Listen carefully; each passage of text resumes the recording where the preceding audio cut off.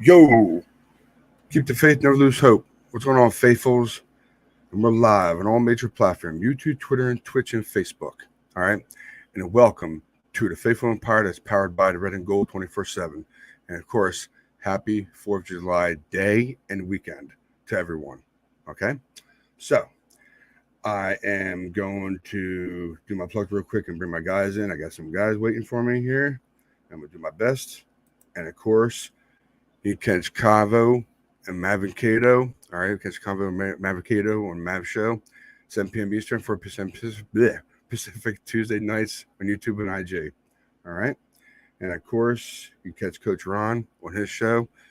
He said he's taking taking a break off until training camp starts up, so it's understandable. But you catch that show when he comes back on. All right, 10 p.m. Eastern, 7 p.m. Pacific, Monday nights on YouTube and Twitter. All right, and coming soon. Still coming though. By his day, Drewski. All right, that's the Twitter handle. All right, and of course you can catch Paul Hope on the 400 Faithful UK. That's the Twitter handle on Club 85. All right, of course I'm gonna get a shout out to of course Nick Cork on the Shake Club NFL. That's Twitter handle, and that's at times on Saturdays. Okay, all right. It's give me my emails. I always messing up every time. So basically. One by one, like I always do. Paul the Hope.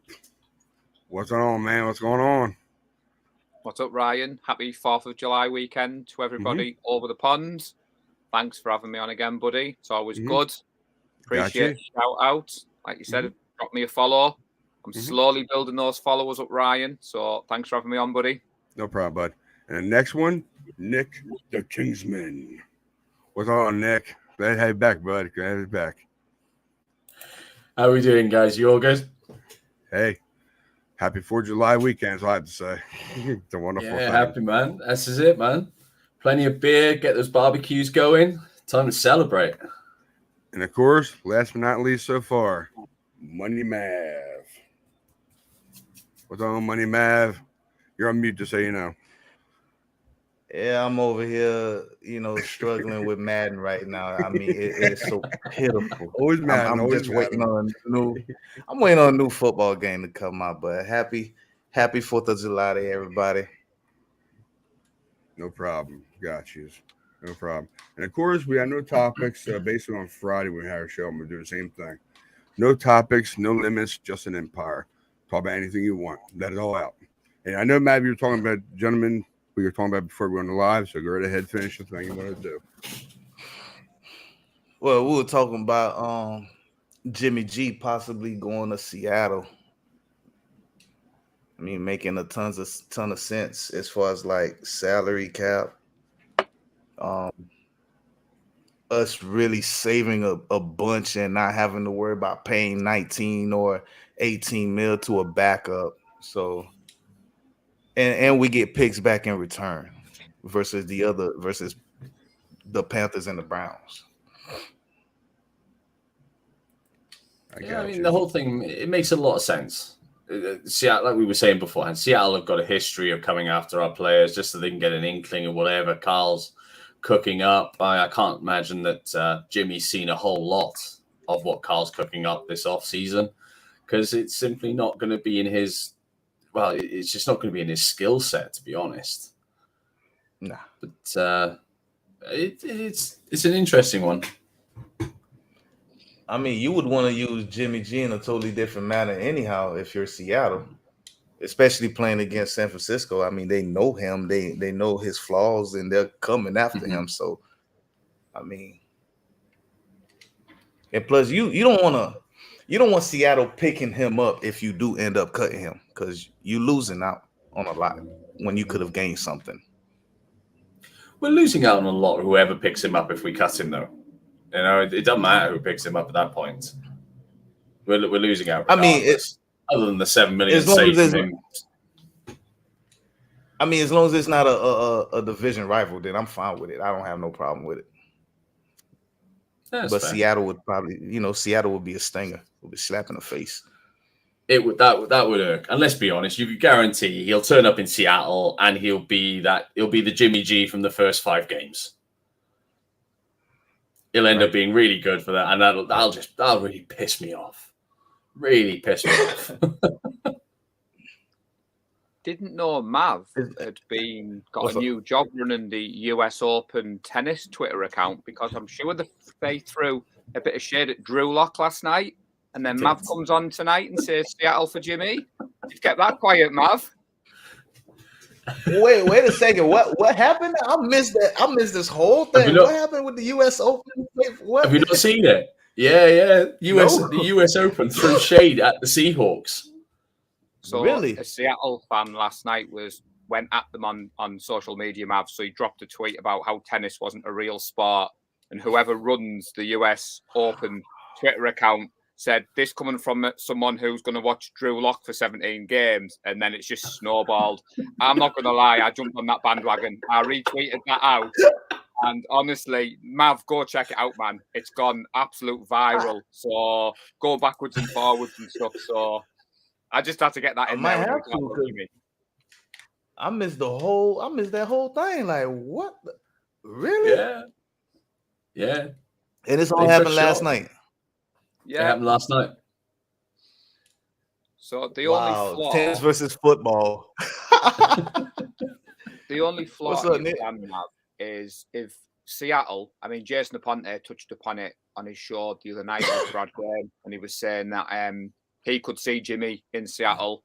It's the opening game at Levi's, and he was like, "If Jimmy's there, I'll applaud him. I want what's best for my team, and obviously what's best for Jimmy." If it's going to be Seattle, it's a bit like a game of poker. They know we've got no trade offers. They're going to wait for us to cut him, to pick him up. And if Seattle's the only team on the block, like you said, do we deal with a divisional rival? Do we not? So it starts to get a little bit messy. I mean, obviously it's all kind of gossip at this point because training camp doesn't start for a couple of weeks. But it's going to be a difficult one if Jimmy's at training camp and he starts throwing, and he starts looking half decent, and the noise coming out of Levi's is, Jimmy's looking good, trying to build that trade rumor up. Is that a distraction for Trey? Is it something we want to see? I don't think that'll be a distraction. I think that'll be what you really want to hear.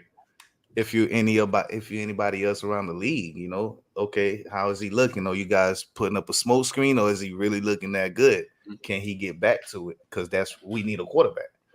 So, I don't see it being a bother to Trey at all. Trey already got the keys handed to him. Yeah. My only bother is, although I wouldn't be totally surprised if Jimmy G remains a Niner and be a backup, but I'm more shocking at the fact that we're paying the backup more than the starter. I only mentioned the distraction element because I've got friends that are not 49ers fans, Mav, and they seem more into it than what we do. You're right, as 49ers fans, Trey Lance is QB1. Can't wait to see him. He's got the keys to the kingdom. But if Jimmy sticks around, I just think Kyle and John have shown how stubborn they can be when they think they can get something from someone. Now, obviously, injuries can happen at training camp. When you said off air about Jimmy G, I was thinking, are we having the conversation like Friday? I'd seen the Browns were muted as a possible suitor for Jimmy because obviously looks like Deshaun's going to be out for a year. I can see him. For me, they're the three: Panthers, Seattle, and the Browns. That for me is where he could end up at. My only thing is the money with those two teams. I mean, for one, you're paying Baker 18, and although Sam Darnold would say at least $5 million, but you still paying him like anywhere around 14. So it's painful for me to sit there and watch that. I mean, at this point, we're trying to hold out for a trade. We're not going to get a first-round pick. No one's that stupid. So for me, you would look at this point. The sooner we can cut him once he passes a physical, we're off the hook, like Nick said, for the $7.5 million injury settlement. We save his salary for this year, but I think it's like 1.8 on the cap we hit for. But it also, Breezy was saying, it rolls over next year. So it's like a $50 million saving in the next 2 years. I don't quite understand how that works. I'm not an expert on the salary cap. I'm just going off what other people have said. But it just goes to show you how quiet the news is, gentlemen, when we're still talking about number 10 and where he could go. Yeah, I mean, it's very frustrating. Well, it could only be frustrating if we let it be frustrating, but it's guessing where Jimmy G goes or guessing if he goes anywhere at all is really mind-boggling. However, I don't know if you saw the tweets from Trey Lance. Don't know if you saw the alleged controversy about Deebo Samuel. So he'd held a camp for children. Some guy had tried to make he hadn't signed the ball, but then Deebo and his camp have rightly said wasn't in the rules. Every kid got a photo. And Trey Lance has come out and sent a tweet out saying, you know, defending Deebo's character. I can't remember the wording of it. I have retweeted it. But again, the knock, you know, the dressing room was behind Jimmy. Can Trey become a leader? Another example for me, gentlemen, that young man is stepping right up. And yes, it's only a tweet, but we all live on social media in this day and age. And there was a big deal made of Deebo scrubbing his social media. So for me, I quite like to see that this morning. I'm not sure how you all feel about it. It's nice to see Trey sticking up for Deebo, but I don't think he shouldn't have needed to. I think if somebody's gone and made a mountain out of a molehill, I don't think Deebo did anything wrong. It's another one of these situations, and I feel for Deebo on this. I really do. The poor guy's getting an absolute shellacking for no good reason.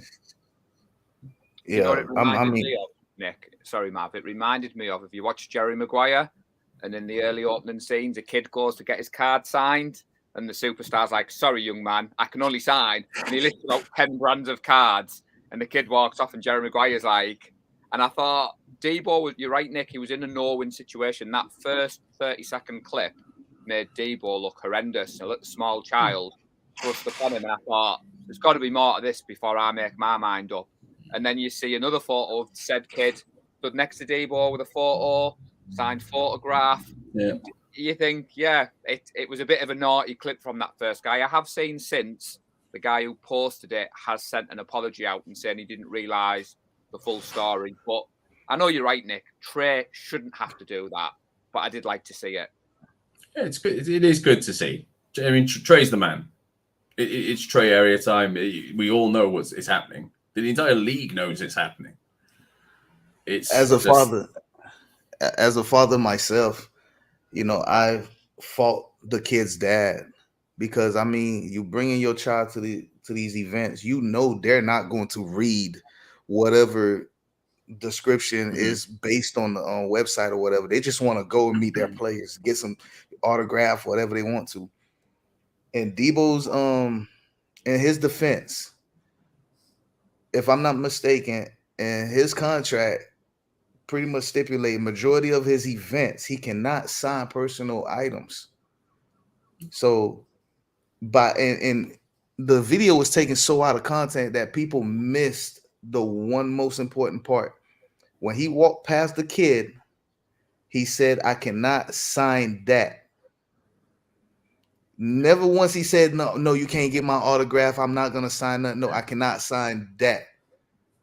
Once he said that keyword right there, and I heard it, I'm like, hold on, man, there's something else got to be going on. Like, so let me dig deeper into it. Then find out Deebo himself said that he was not allowed to sign personal items. They clearly stated on the forms or whatever, online, wherever you want to sign up to attend those events. And you have to respect these guys' contracts. They are professionals. You know, they want to do it, but let's go back to the 90s. How many memorabilia do you have with signed autographs on it and you go around and sell it, make money off of it? Yeah. Well, that's what I was going to say, Mav. Sorry. My first thought as well was the dad was forcing the kid. And I thought, that kid's not getting that football. That dad's getting that football, and that's going on eBay. And that's why I like when Deebo dropped the tweet later of him stood with the said kid with the photograph. Because you're right, I'm a dad. I took Ruby somewhere like that. Of course, it's on me to understand what she can and can't get. Every kid who went to that camp, Mav, got a signed photo of Deebo Samuel.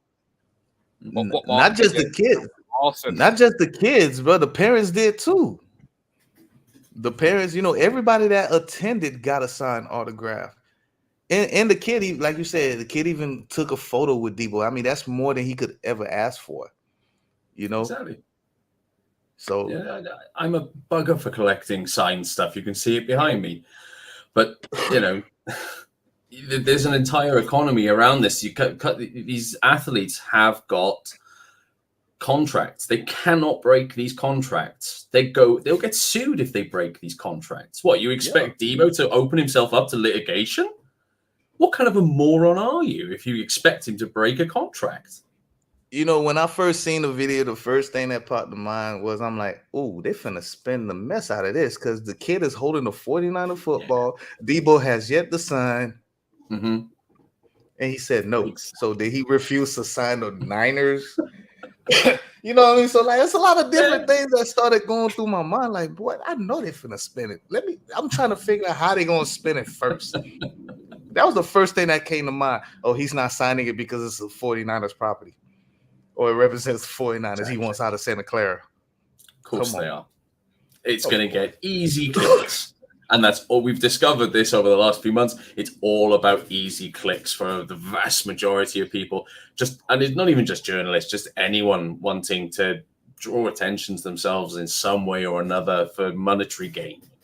That's all it is. And then poor Debo is sat there having to just take it because he can't go saying too much, because if he says too much, he still ends up looking like the ass. So the poor guy was put in a horrible, horrible situation. It's like he is bound by contract. He has to stick to it. And it sucks. Because they all have to deal with the same thing, man. I mean, it's like you can't get away from it. I'm you know what though? Here's a question. Were the contract back in the 90s more, I guess what I could say, more lenient? Would that be the word, or more stiff? I just don't think the economy was there for signed memorabilia back then. When you look at it now, especially over the pandemic, I mean, I got into collecting like cards from Topps, Panini, Upper Deck, Leaf, all the big manufacturers. I've got hundreds of the damn things now, and I saw the prices go insane. Like for just as an example, I bought a 1/1 Dwight Clark from Panini Flawless. It's an on-card signed auto. I bought that card. It cost me €80. And that is just 3 years ago. That now could potentially pull four figures.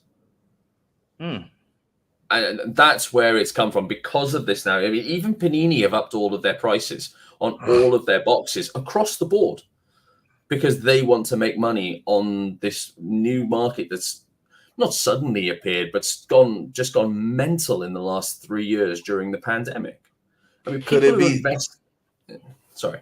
I mean, no. Based on what you're saying, it sounds like that could be a very good argument on why you feel like the contracts of this decade would be more stiff, or I should say stiffer than it was back then. Because it seems to me the more money you make, the less you can actually do. Like freely do, because doesn't Joe Montana have a thing with his, because he's exclusive with Fanatics now, I think, and he's got things that he can't do in public, things he cannot sign. Is anyone coming after Joe? No, because no one should go after Joe. He has a contract with with Fanatics. Debo has a contract with his guys. What? But you don't see Joe out in the streets like you would see Steve Young or Jerry Rice or Debo even, like you don't. I feel like Joe is more secluded than anything. He only comes out when they're asking him to come out or when he wants to go to the supermarket or something. but I mean, this is when you look at the market, for me, it takes me back to college where these guys winning to now the way they can make money of their likeness. And you got 16-year-olds who's already signing $1 million contracts with big major basketball companies. And now, and even then, now you have the NBA throwing around 5 players, 5 picks off of one guy. So yeah, it's crazy. So, geez, yeah, the market has gone haywire, man. It's nuts. I mean, you've got Pat Mahomes cards that are selling for more than houses. And that's where it comes from. Well, look at that Brady one, Nick. I actually got I was talking to someone over here, sorry, Mav, in the UK, a mutual friend of mine and Nick's, who collects cards. And I think, didn't a Brady card sell for like 6-7 figures, $1 million, $2 million or something, Nick? Something ridiculous. I think it broke the record. It was the record was broken during the pandemic, I believe. It was a Tom Brady Contenders rookie auto. And I'm sure it was like 2.2 million. Now, like everyone else, Mav, I dipped my toe in the card collecting pool in the pandemic. And then Tracy saw the prices, and I was very quickly told to get back out of that pool, step well away from that game, stick to your jerseys. This is it, man. It's not cheap. Smart woman. She's a smart one. Hey, Paul, do you mind? I'm sorry, Paul. I was going to ask you, do you by any chance have a Fanatics over there? Do you guys order from Fanatics or what? What, sorry? Can you order from Fanatics? You can, yeah. But if you order from Fanatics US, you've got to pay the import charge and VAT once it comes into the country as well. Yeah. Plus, I think I used to be able to send from Fanatics US to a PO box I had, but Fanatics have gone and blacklisted all of them. They did do the Vapor Limited. You could order it through the UK site, and it was shipped from the UK with all the shipping fees, costs included. But the one I got last year, if anyone follows me on social media, the quality was terrible. So I was just about to say, Ryan, I was showing Nick, it's still not massive over here, as in merchandise. I've just picked up a season preview magazine, which has cost me £8 in the UK, which is quite expensive for a magazine. But I get it every year, and it has a preview of every team. So I'm going to do my homework tonight off air. But you've just got to be sensible with. But going back to the original point, like Mav said, when I did see that Mav with Debo, I did think he's set up to failure. He played it quite well, I thought, as well, because he didn't respond to the guy straight away because he knew he had the footage of him with the kid. He knew he had his contract, and the fact, like you said, I thought just the kid's got a photo, but if all the adults got a photo as well, it might be awesome. If I could take Ruby somewhere where she was getting signed stuff and I was getting a copy, she'd be signed up for all of them, I'm telling you. And I get one as well. And I mean, when he walked past the kid, he looked dead at the father and said, I can't sign that.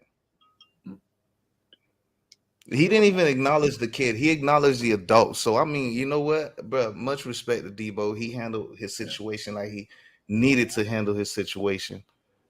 You know, you wouldn't put your kid in that situation, would you? Like, if Ruby was fortunate. I mean, to be fair, I don't know if you saw, Nick, Russell Wilson was over in London, and he went down to the New Era store. He could pay to, he could only sign New Era stuff from what I gathered. No one's coming after Russell Wilson. We're queuing around the block to go and see him. He's posed for a couple of photographs. But you're right. It's because the fact that Dad had given the kid a San Francisco football. And I thought, he signed that. It was crazy, man. But you got to think about it. Like, the contracts are different. You know, who Russell Wilson is. You got to think people are going to expect him to sign certain items, so therefore you got to give him some kind of leniency in his contract or whatever stipulation he has with his agents. But in Debo's case, he plays a totally different position to where you can somehow control that position a lot more than you can a quarterback. I think Fred Warner was the same. The John Chapman and Wayne Breezy, the Vegas meetup. And I think you had to pay. There were certain tiers that you could pay. But from what I've heard, behind the scenes, Fred Warner, well, obviously he's a superstar, all-pro Fred, he was able to bend the rules a little bit, as long as there was no kind of footage. And you're right, Mav, the fact that it wasn't just he shoved his kid in front of him. He had his phone ready and filming, and it was like, apparently as well, he asked him 5 times, apparently, Mav. It wasn't like that was the first time. And like you said, it's just what message are you sending to your young child? Like, is it about getting Debo's autograph? Was it about making money? But I just thought it was nice to finish it off. That trade stepped in. And before we move on to the next topic, Ryan, Nick has a milestone of his own that you may have seen on social media. Well, let us know. Come on, Nick. Let us know. Come on. You can do it. Let us know. Cheers. Thanks for that, Paul. Love you, mate. No, we had our next round of games with the Hammerheads in the Flag League over here. And this week, I played game number 69. So 69 appearances for the Swansea Hammerheads this weekend. And I've heard all I could think of was Bill and Ted. I like how you said that number, Nick. 69. Yeah. I knew Matt was gonna say that. I knew he was. I was waiting for that. Like, come on, you gotta look at his whole face expression and how he just sit back and said that shit. 69. Yeah. Let's be honest, chap. It's the only time I'm getting anywhere near anything like that. I was waiting for that. I was.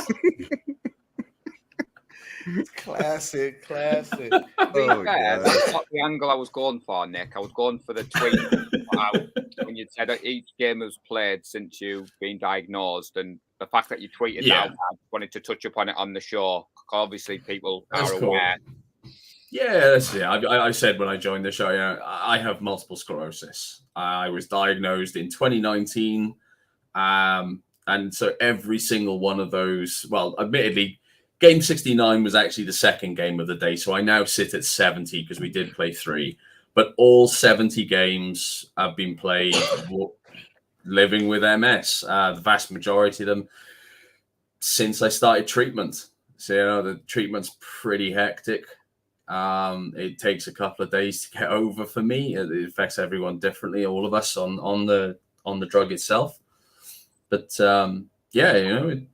just because you get diagnosed with something like that doesn't mean life has to stop. Life carries on, man. Hey, may I add, Nick? God bless you, man. Really. Thanks, guys. Really. Well, cheers, and my hat goes off to both of you guys, man. Nick, with your story as you just told us right now, and Paul, with you no longer needing crunches. Listen, I'm waiting to see that 4.340 speed. You know. Well, to be fair, the reason I got interested in flag football was thanks to Nick. And this time last year, Nick posted an epic run down the sideline where he left the defenders in his wake. And I was like, that looks fun. Yeah. I want to be able to do that. But cheers for that, Mav. I'm still, January 2023 is the target to do any sort of running. So I'm still a long way off, but I've had a couple of days out of the house with Tracy where I've not needed the crutches. Still a bit slow on my feet. I've done a few catching and throwing with the girls, but yeah, I'm still a long way off. But just wanted to give Nick his credit because I saw the tweet, I retweeted it out, and man, awesome that you hit 70 appearances. Yeah, roll on for 100, baby. Still got 2 more game days, and we've got Welsh Bowl, so I should pick up another 10 appearances there. All the Welsh teams take part in a tournament to see who wins. So that'll be fun. And then, of course, if we win enough games in the league, we will head up to finals day, which will be in either Manchester or Sheffield, I believe. Kind of don't want you to get to the final because I want you to be at the season opener against the Bears with me. Drinking. I cannot not show up as captain to finals day. I've got to be there. It's, if there's any reason why you're not the 49ers are working with the 49er Faithful UK, and we're hoping to have an in-season meet-up week 1 because it's a 6:00 game against the Bears. And that's how dedicated my man Nick is. As soon as he worked out that he might be missing, he dropped me a message. So 49er fan in me does not want him at the finals because when I went out to the Bristol game with Nick Mav, it was a blast. But as a friend, obviously I want Nick to be the winner. I want his team to win. So that's the only, hopefully, Nick, there might be a schedule conflict. There might be the week after. I'll start. I don't know. We'll see. You got Paul torn over there, Nick. Well, you never know. I mean, Manchester isn't too far from Leeds, nor Sheffield, so you never know. We'll see what happens. Maybe I make it for the final, second half, and for the inevitable piss up that'll follow. And I can force feed Paul many, many shots and many, many beers. Okay. You've seen the movie a lot of pictures, haven't you, Mav? You've seen the Hangover movie. That's what it was like in Bristol for me last year. So there's 3 movies. So me and Nick have done movie number 1. There's still a sequel and a trilogy to complete.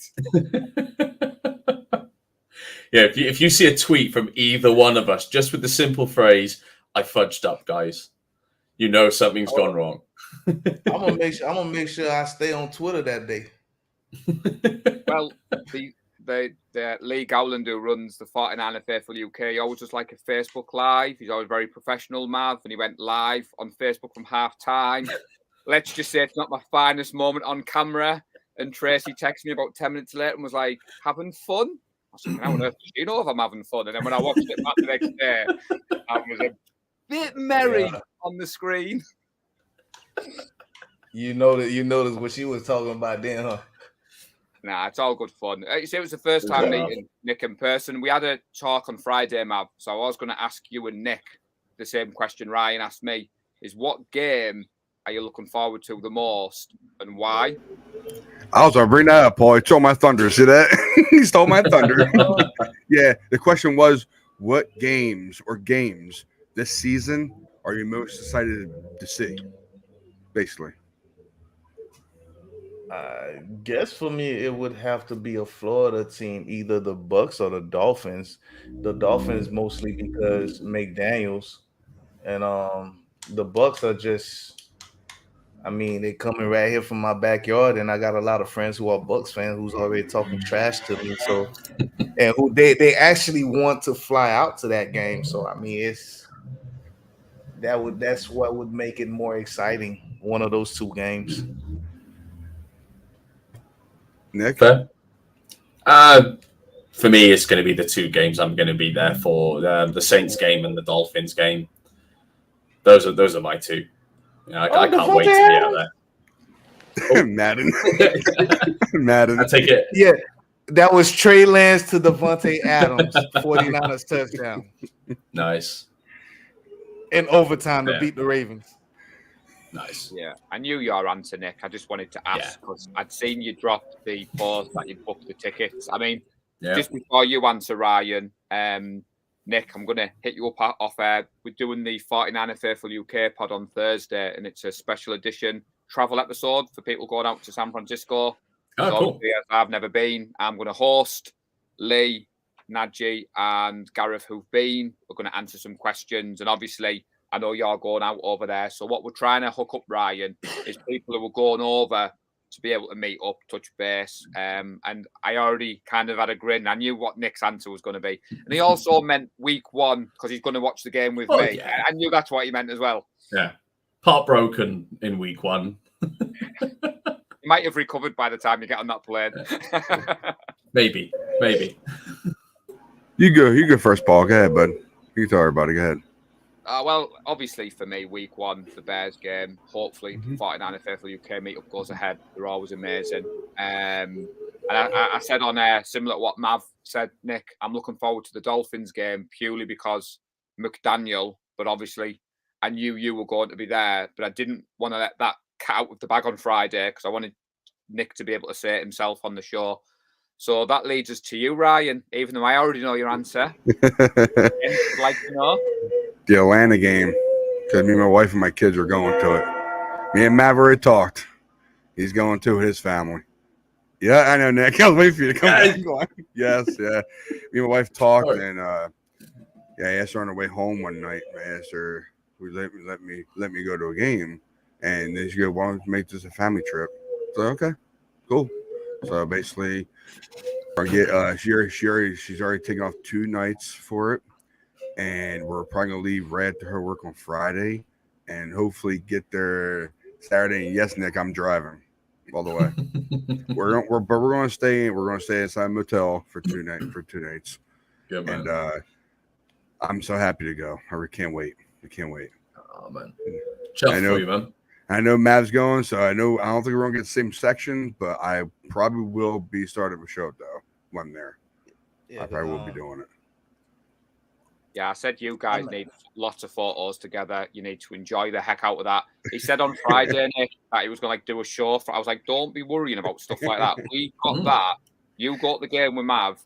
You make sure it's all over social media. You get your photos. You cheer the team, and then if you want to jump on the show, we are doing a show around the same time. But when he dropped that on Friday, I was absolutely buzzing for him, Nick, which I knew you would be as well. Hell yeah. Get on, man, and chuff for you. I know we've been sort of egging you to do it. Oh, that's awesome, man. It's even better. It's going to be a family trip as well. Oh, man, yeah. My wife's ecstatic because we were hoping for a Patriot game because she's from Boston. But if they do play the Patriots next year, I hope it's in Boston and not in Santa Clara. Because I want to go to that game it'll probably be in Boston because I think the last time the Patriots visited Santa Clara. Was it us they visited, or was it we went to see them at their house? Was it our house? I think they came to us. Is that when COVID hit? No, I'm not sure, but I think they came to us. Jimmy's definitely played the Patriots in our jersey, so yeah. I'll have to look into it. And also, Ryan's family are not only going to go to a game, they're going to a game where Money Mav's going to be there. That bit was for me. I was like, we're gonna meet there. We're gonna meet there. We'll be sure text messages. Good, man. It's pretty much gonna be the same for me. You know, the whole family going out. That'll be their first football game and first trip to Atlanta all together. And I also got a friend of mine who lives here and who's from Atlanta. He's going back up there that weekend for his birthday. So he's thinking about he and his son are thinking about making the trip. Probably a couple more family members. So we might just be a gang deep up in there now. So hell yeah, but that'd be awesome. Yeah, but I'm leaving Friday night, and I'll be heading back sometime Monday during the day, because I ain't going back to work till Tuesday. I gotta go back to work Tuesday. Monday afternoon at 2, so we had to leave probably after the game. We have to. Them all that. They're not gonna miss me that Monday. I'm gonna make sure of that. Y'all have this. Well, funnily enough, Mav, I'm due back at work next week, so I've got a meeting tomorrow with my boss, and I've already got all the dates written down that I need off for NFL Mondays, late nights. That's the first order of business. It's going to be I need this game off. I need that game off. And to be fair, my boss, she knows nothing about the NFL, but she just always laughs when she looks at my holiday card and I've got like a Tuesday off, or I've got a Friday off, and I've got like 2 Mondays off, and she's like, "You and that daft game of football of yours." I was like, what you have to do? That's what you have to do living in the UK. Yeah.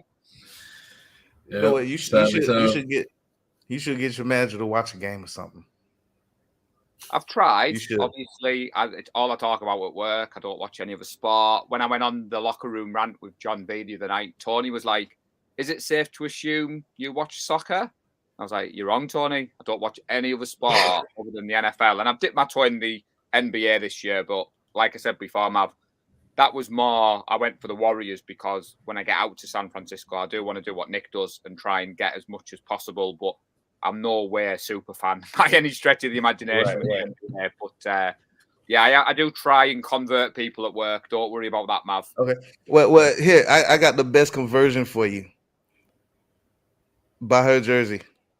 49ers jersey. Be her first one ever. It'd be like, hey, she has no choice but to, hey. How did you become a 49ers fan?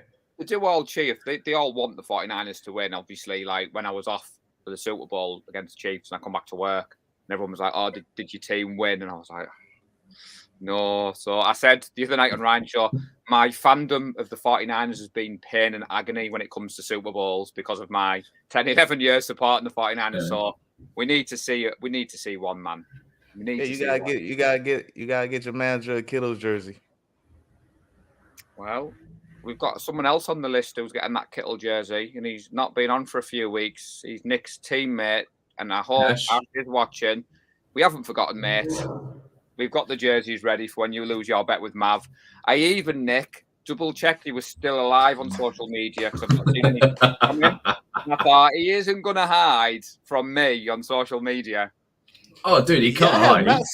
I haven't seen him post nothing in a while. He's been real busy. Obviously, he's a teacher. and his kids have been doing their end of year exams. So he's just been on it. He's literally been absolutely snowed under with work. So hopefully he's going to start to come back now in the next couple of weeks. He did mention it whilst we were away yesterday. We were having a bit of a chat. I tried to extend the bet in a slightly different way because he started talking about dyeing his hair blonde as a bit of fun. So I thought, well, yeah, I know. However, I thought, well, instead of going blonde, why not dye your hair like a 49ers helmet? You know, gold with the stripes, the SFD car. And he just looked at me as if there was something wrong with me. And it's like, no, I'm being serious. For people watching, if you would like me and Nick to tweet that into existence, please drop a comment and we will work our magic. The side bet. I'm gonna wake up in the morning to like 3,000 notifications about hair dye. And be like, what the nerf's gone on? What have the boys done to me now? Do not forget, we will need to tag Ash as well. Please tag Ash in those tweets. Just put for those of you out there watching who don't really know what we're talking about, let me reiterate you. It's a bet between Ash and I. We pretty much bet on who's going to have the better record at the end of the season between the 49ers and the Patriots. If the Patriots end up having a better record, then I have to wear a Patriots jersey of his choosing and vice versa with me. But Nick and Paul over there chimed in on the bet as well. They just want to jump on the train and started throwing it all side bets all around it. So anybody else have any kind of side bet on that one they want to throw in, please feel free. Let us know because we would love to hear it. Yeah, hell yeah. Just any side bet around football. If you have any side bets with colleagues, friends, fans of other teams who are just not clever enough to support the 49ers, just tell us. We want to hear your crazy bets. We ain't doing no tattoos, though. I mean, I'm just saying. I don't want that market for I was life. waiting for that one, man, about tattoos. I was waiting for the door to open. Tracy be like, do not be agreeing to anything stupid on air. Yeah, Tracy, it's all right. He's only agreed to have the 49ers on one bum cheek. It's not across both. To be fair, Mav, when we went to watch the Super Bowl, the casino had bought in life-size Mahomes and a life-size Jimmy G cut out. And the private joke between me and Tracy's always been with my collection, nothing life-size. And then they were up for sale that night, right? And about 2 days later, we were sat at home and a delivery truck pulled up outside our house. And this massive cardboard box came out and she just looked at me and I was thinking, I haven't. But then I thought, I've one of the lads bought it and sent it to my house. But luckily, it went next door. So whenever there's a mention of a bet or a life-size, like kind of George Kittle or Jimmy G cut out, it's always a little bit contentious. Shout out to Tracy. Shout out to Tracy. On Amazon now. I've like that on Amazon. What can I send to Paul's house so I get him into trouble? I'll DM you his address, man. I didn't say nothing, Paul. Didn't say nothing. The scary thing is, you have my address, so that's why I'm like, didn't laugh at that point, Nick. You do have my address. I didn't hear anything. But anyone who is a Patriots fan who's watching, to be fair, Nick, with Ash, it is all good banter. He's added a good element to the show. I knew he was busy with work being a teacher, and I know he'd played for you guys the other week when you'd got MVP. I'd seen his name on Twitter, so I'd just sent him a message, but I just thought I'd remind everyone of the one bet we've got is the jersey wearing, which, to be fair to Ash, he's done well. Has he not ordered the Brock Purdy jersey yet? Did you not remind him that? He hasn't. And I say he is more of an Iowa State fan than he is a Patriots fan. You know, he absolutely loves Iowa State. He spent a year out there. I mean, dude, giving him pleasure while he's supposed to be getting humiliation, wearing a Brock Purdy 49ers jersey. I mean, I think that's a little too much pleasure for him because it's kind of like a win-win. Yeah. It really is, actually. Yeah, that's a good point. Yeah. The bet's still a Kittle jersey for him to wear. Oh, yeah.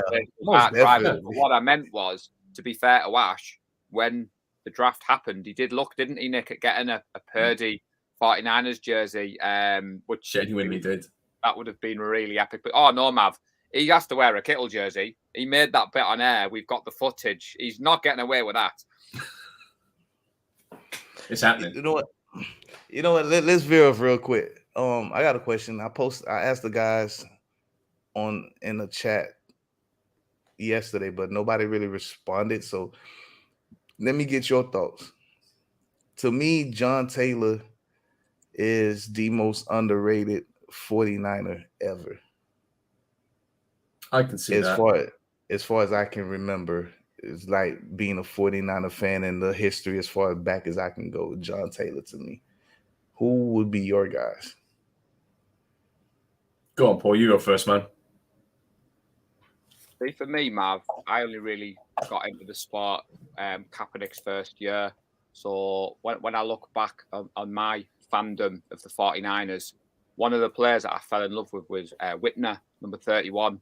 I thought he was absolutely amazing. So Dante, right? Yeah, I was quite sad to see him go. Obviously, I know there's probably others out there. I'm not saying in the whole of the 49ers history. I'm just saying from my own fandom. Equally, Taylor is somebody I've looked into because Tracy's surname is Taylor, and Jasmine would love a jersey with Taylor on the back.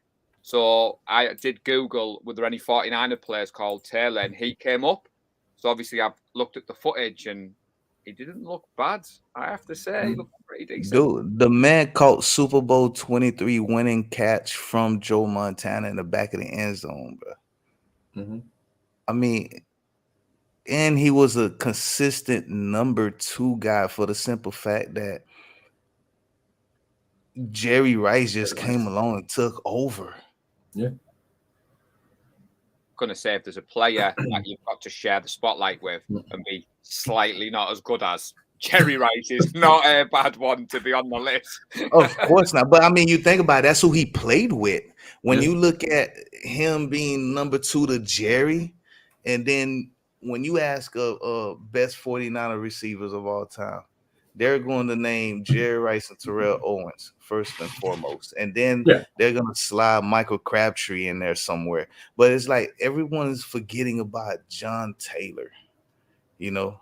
I mean, to answer your question in a slightly different way, Patrick Willis not being in the Hall of Fame was a real big shock for me because from the second I watched the sport, I went out and got his jersey. It was awesome. He should have been in first round. He should have been in. There's knock on his longevity in the league. But I think from outside the organisation, I would say Willis would be the one that isn't as appreciated. But who's yours, Nick? I'm interested to know who yours is. He's going to say Bryant Young. No, I'm going to say John Taylor. I think he's right. I mean, John Taylor stuck behind Jerry Rice for his entire career. If he is playing on any other team in the NFL at that time, he would be considered a franchise WR1. But he isn't. He's playing behind Jerry. And that's he's phenomenal. When you look at that list, is Jerry Rice, Terrell Owens, Dwight Clark. And for me, my 4th is John Taylor, followed by Crabtree and J.J. Stokes and such. I'm surprised. I'm surprised you're bringing Crabtree up with those 4 legends. He has to be up there. Like, who else are you gonna put up there in as far as like top 10 wide receivers of all time as wearing the 49ers uniform? I mean, guys that we know, you feel me? Like guys that we can go back far in history. I'm not talking about, if you're talking about the whole organization as a whole, then I'm pretty sure Crabtree still cracks the top 10. I'll be honest, I feel like Debo's done more in his rookie contract than Crabtree ever did for us. I mean, you're right. You're absolutely right. I'd have to put Debo above him. But how many yards does Debo have already? No, that's fair. It's understandable where you're coming from. It is. I mean, Crabtree was just always a bit of a letdown, wasn't he? Really, he was supposed to be so much better, and he just never really. He didn't become the superstar he was supposed to be. Yeah, his attitude to me killed him. Didn't he not play with Mahomes? Was that Mahomes? Mahomes was his quarterback in Texas Tech, right? Oh, Crabtree. Oh yeah. Or was it before Mahomes? That was long before. Yeah, there was the issue with Crabtree holding out as well, wasn't there? Before he signed his deal, and he was a bit of a diva. And I mean, when I hear his name, Mav, I'm automatically transported to the 4 passes on the goal line against the Ravens and that one against the Seahawks. And maybe it isn't his fault, but I grew to dislike him more than maybe I should have done, purely because of those moments. Yeah, he'll always have that over his head, always. Especially that against the Seahawks, Nick.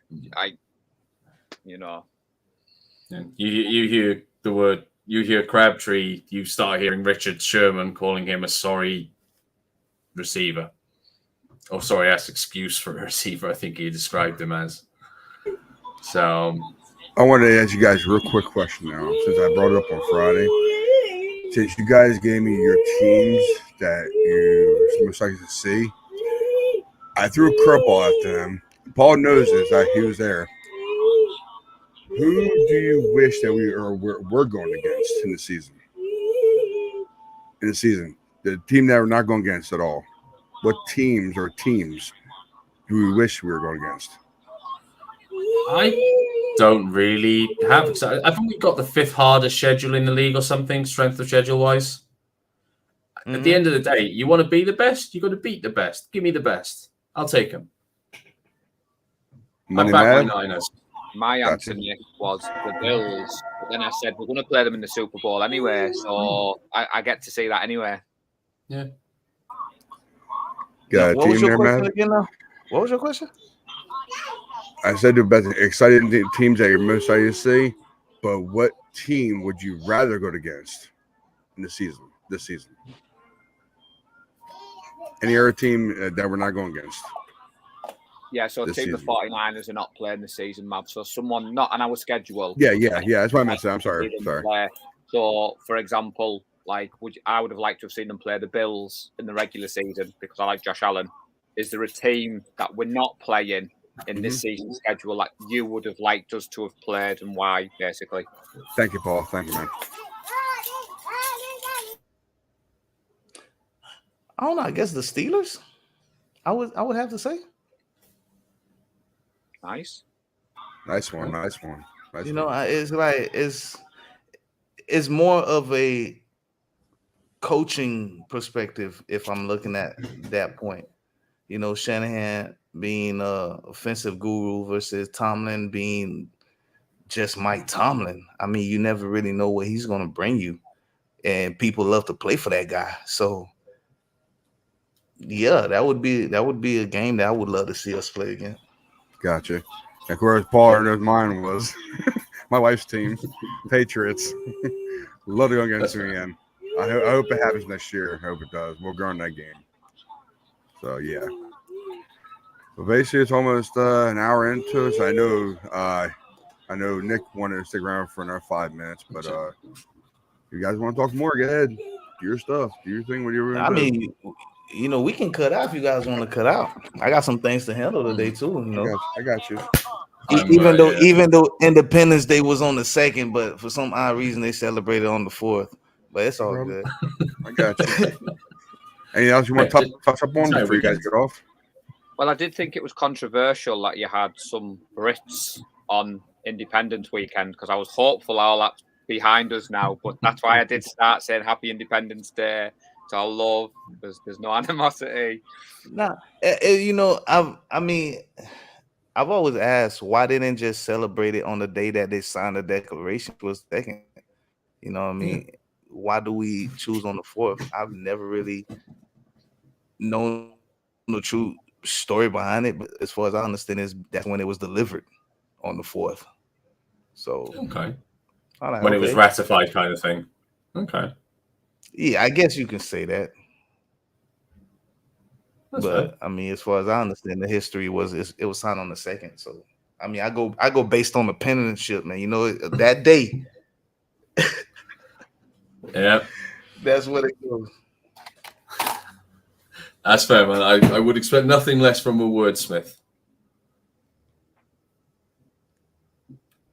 He's too engrossed in his Madeline neck. It's great to see. No, I'm trying to see who was the quarterback when Crabtree was at Texas Tech, because that quarterback, I mean, it was kind of hard for me to decipher who made who look good, because I mean, when I watched Texas Tech game with Crabtree on there, I mean, Crabtree made the quarterback look outstanding in some plays. Like the one play that I mostly remember Michael Crabtree for is catching it on the sideline and taking a spin out of a tackle, taking it to the house in a Texas Tech uniform. I was like, wow. And that was his draft year. So, I mean, and I believe that was one of his last games too, towards the very end. I just can't remember who was the quarterback. Yeah, I don't know. Got a clue. I don't know if it was Patrick Mahomes, like freshman year or whatever, but I thought he was too young. But before you shoot off, Ryan, have you joined the fantasy league, Nick? I have. So, Ryan, obviously we've got our own fantasy football league. So I did promise 3 of my good friends have set up a podcast for fantasy football, the Fantasy Front Office podcast. I've tweeted it out. They are going to help me. They're going to be my secret weapon in our fantasy league. Cheat.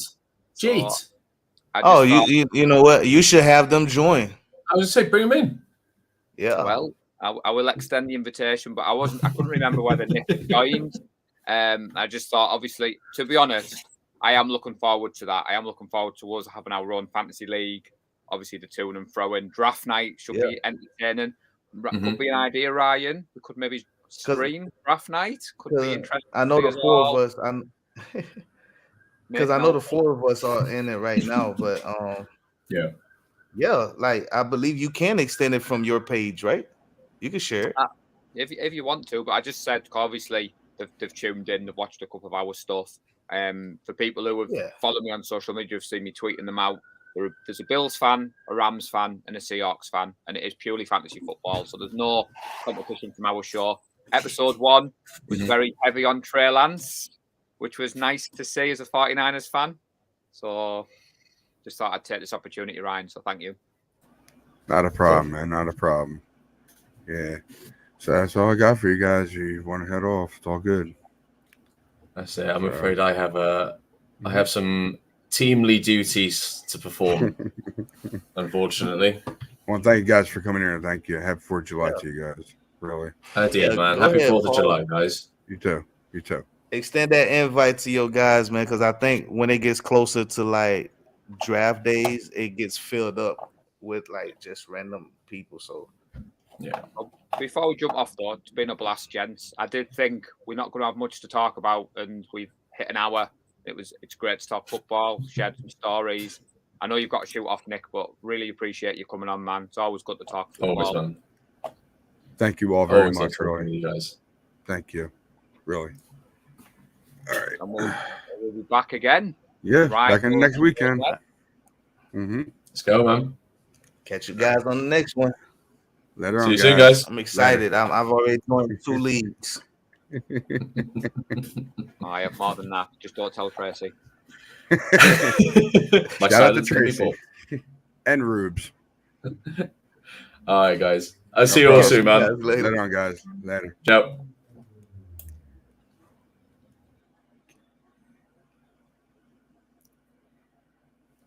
And that was the show, like I always do.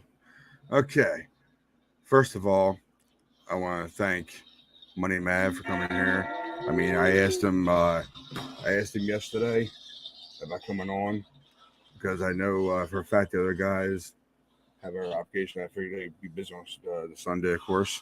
But thank you, Money Mav, for coming here. But thank you, man. Thank you. And of course, Paul the Hope, Nick the Kinsman. Thank you guys for coming in here. All right. So Yeah, my son's gonna mess me up now. Okay, but it's all good. I'm about to end anyway, so definitely will get a shout out to the fellas. Big I'll flash them.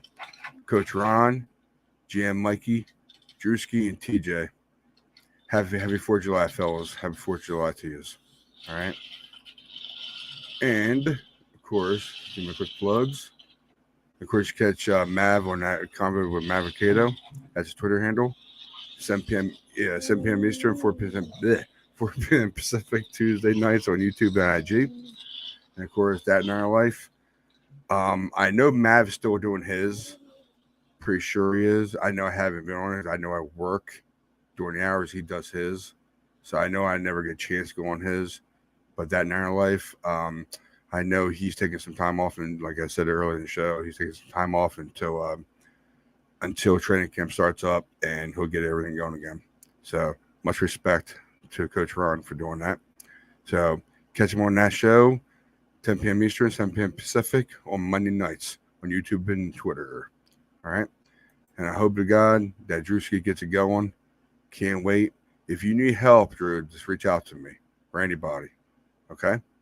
All right, man. So that's his new show's going to be Bias D. All right.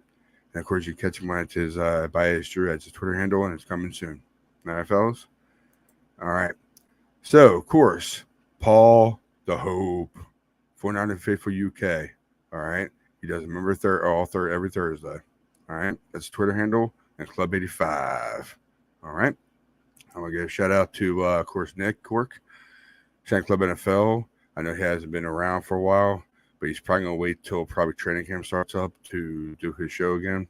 But that's his Twitter handle page and other times, and it's only on Saturdays. All right.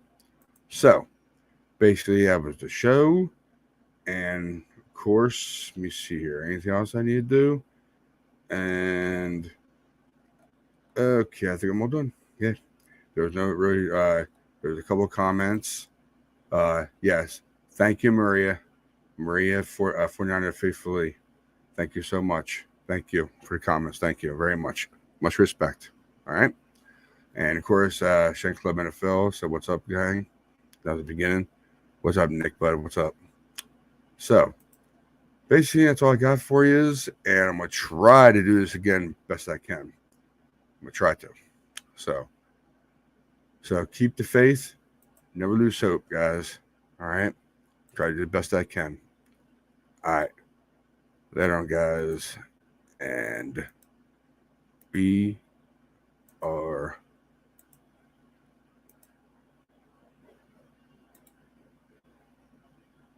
enjoy, guys. Enjoy. Happy 4th of July. All right. Happy 4th of July.